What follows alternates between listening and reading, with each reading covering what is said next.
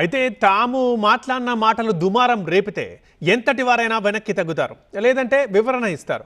అవసరమైతే ఒక మెట్టు దిగి వివాదం ముదరకుండా చూసుకుంటారు. కానీ స్మితా సబర్వాల్ మాత్రం తగ్గేదేలా అంటున్నారు. ప్రభుత్వం సీరియస్గా తీసుకున్నా ఆమె అదే స్టాండ్పై ఉండడం అధికార వర్గాల్లో కూడా ఇప్పుడు హాట్ టాపిక్.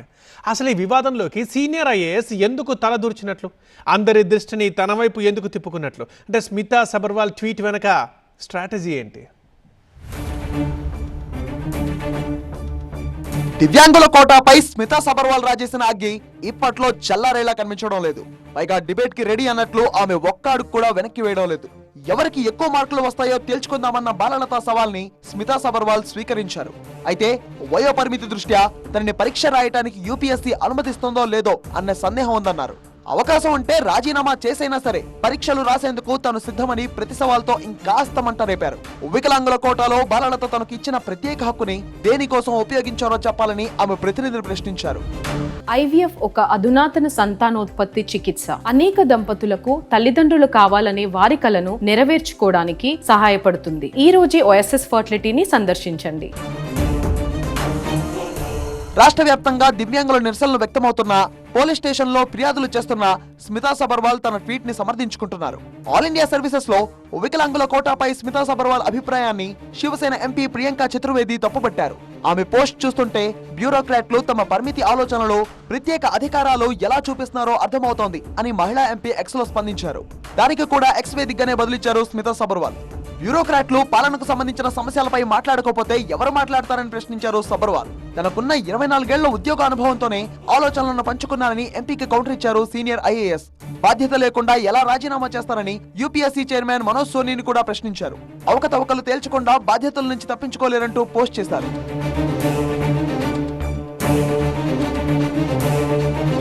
తెలంగాణ ప్రభుత్వం మారాక స్మితా సబర్వాల్ ప్రాధాన్యం తగ్గిపోయిందన్న చర్చ జోరందుకుంది. బీఆర్ఎస్ ప్రభుత్వంలో ఓ వెలుగు వెలిగారు స్మితా సబర్వాల్. మెదక్ జిల్లా కలెక్టర్ స్మితా సబర్వాల్ పనితీరును మెచ్చి అప్పటి సీఎం కేసీఆర్ తన అదనపు కార్యదర్శిగా నియమించుకున్నారు.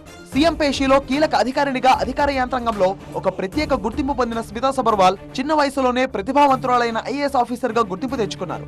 2001 కేడర్ కు చెందిన స్మితా సబర్వాల్ గతంలో పీఎం అవార్డు కూడా అందుకున్నారు. మెదక్, కరీంనగర్ జిల్లా కలెక్టర్ గా పనిచేశారు. మెదక్ జిల్లా కలెక్టర్ గా ఉన్నప్పుడు అమరవీరుల సంస్మరణ సభలో ఉద్వేగంతో కన్నీళ్లు పెట్టిన స్మితా సబర్వాల్ ని తమ ఆడపడుచులా చూసుకుంది తెలంగాణ సమాజం.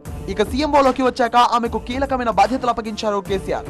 డైనమిక్ గా ఉండే స్మితా సబర్వాల్ సర్వీస్ లో చాలా మంది మహిళా ఆఫీసర్లకు రోల్ మోడల్ గా నిలిచారు ఆమె. కానీ ఒక్క అనుచిత వ్యాఖ్యలతో ఇప్పుడు పీకల్లోతో వివాదంలో చిక్కున్నారు స్మిత. గత ప్రభుత్వ హయాంలో స్మితా సబర్వాల్ పై ఓ మ్యాగజైన్ వేసిన కార్టూన్స్ పై రచ్చ జరిగింది. తీవ్ర విమర్శలు రావడంతో చివరికి ఆ కార్టూన్ తొలగించింది. అయినా దాన్ని సీరియస్ గా తీసుకున్న స్మితా సబర్వాల్ పరువు నష్టం దావా వేశారు. 10 కోట్లకు పరువు నష్టం కేసు దాఖలు చేస్తే ఆమె కోరగానే 15 లక్షలు విడుదల చేసింది అప్పుడు బీఆర్ఎస్ ప్రభుత్వం.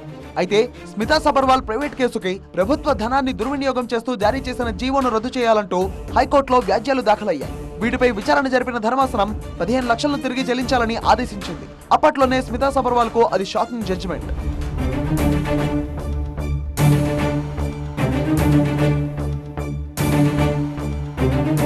బీఆర్ఎస్ ప్రభుత్వం దిగిపోయేదాకా పాలన యంత్రాంగంలో స్మితా సబర్వాల్ కీలక పాత్ర పోషించారు. కానీ ఇప్పుడు సీన్ టోటల్ గా మారిపోయింది. గత ప్రభుత్వంలో తాను పర్యవేక్షించిన శాఖల్లో లోటుపాట్లకు ఆమె జవాబు చెప్పాల్సి వస్తోంది. కాళేశ్వరం ప్రాజెక్టుపై విచారణకు హాజరై వివరణ ఇవ్వాల్సి వస్తోంది. ఈ సమయంలో అనవసర వాదనలతో పెద్ద వివాదాన్ని క్రియేట్ చేశారు సీనియర్ ఐఏఎస్ అధికారిని. తన అభిప్రాయాన్ని తప్పుపడుతున్న వారికి రిప్లైలు ఇస్తూ అదే స్టాండ్ మీద ఇంకాస్త గట్టిగా నిలబడుతున్నారు స్మితా సబర్వాల్. అటు బీఆర్ఎస్ కీలక నేత హరీష్ రావు వంటి వారు కూడా స్మితా సబర్వాల్ వ్యాఖ్యలను తప్పుపడుతున్నారు. ఆమె వ్యాఖ్యలను ఎవరూ సమర్థించారంటున్నారు. కానీ స్మితా సబర్వాల్ మాత్రం వివాదం ఎంత పెరిగినా సరే తన వ్యాఖ్యలు తప్పని ఒప్పుకునేందుకు సిద్ధంగా లేనట్టు కనిపిస్తోంది. వ్యవహారం కేవలం ఖండనల వివరణతోనే ఆగలేదు. స్మితా సబర్వాల్ కి వ్యతిరేకంగా కొందరు ఫిర్యాదులు కూడా చేశారు. దీంతో ప్రభుత్వం కూడా ఆమె వ్యాఖ్యలని నిశితంగా పరిశీలిస్తోంది. ఆమెను వివరణ కోరే అవకాశం కూడా కనిపిస్తోంది. కాంగ్రెస్ ప్రభుత్వం అధికారంలోకి వచ్చాక ప్రాధాన్యం తగ్గిన స్మితా సబర్వాల్ కోరి కష్టాలు కొని తెచ్చుకున్నట్టే కొందరు భావిస్తున్నారు. సోషల్ మీడియాలో మొదటి నుంచి యాక్టివ్ గా ఉండే స్మితా సబర్వాల్ ఎక్స్ లో చేసిన ఈ పోస్ట్ వెనుక ఉద్దేశం ఏమై ఉంటుంది అనే దానిపై పెద్ద చర్చ జరుగుతోంది. ప్రాధాన్యం తగ్గటంతో తెలంగాణ సర్వీస్ లో కొనసాగాలన్న ఆసక్తి లేదా, అందుకే వివాదం ఎంత దూరం వెళ్లినా డోంట్ కేర్ అన్నట్లే ఉన్నారా? ఎక్కడి వివాదాన్నో ప్రస్తావించడం ద్వారా తన వ్యాఖ్యలపై చర్చ జరగాలని ఆమె కోరుకుంటున్నారా? వ్యతిరేకించేవారే కాదు, మద్దతిచ్చేవారు కూడా పెరిగి తన వాదనకు బలం చేకూరుతుంది అన్నదే ఆమె ఆలోచన. 24 ఏళ్ల సర్వీస్ తర్వాత రాజీ పడాల్సిన అవసరం లేదన్న డిసిషన్ తోనే ఇదంతా జరుగుతోందా? ప్రస్తుతానికి ఇవన్నీ ప్రశ్నలే. ఆమె ఏం చేయబోతున్నారో, ఆమె విషయంలో ప్రభుత్వం ఏం చేయబోతోందో ఫ్యూచరే డిసైడ్ చేయబోతోంది.